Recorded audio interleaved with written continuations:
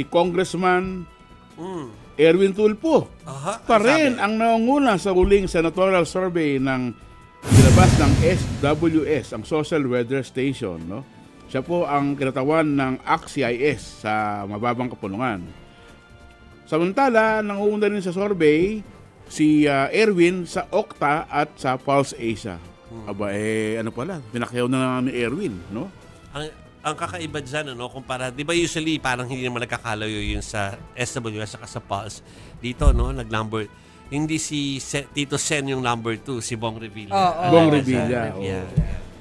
Sinundan si Erwin ni Bong Revilla, Bongo, Pia Cayetano at dating Senate President Tito Soto at kapatid na Ben Tulfo. Sa ibang survey, 1 and 2 si ano eh. Oo, 1 and 2 yung Tulfo.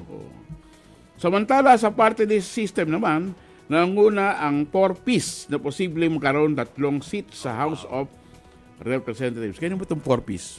Kanino nga yan? Nakakita ko sa Mandaluyong to eh. Kasi ang lapit sa ano eh. Yung pangalan niya ay napakalapit po doon sa ayuda. Ayun nga, baka doon ginaya.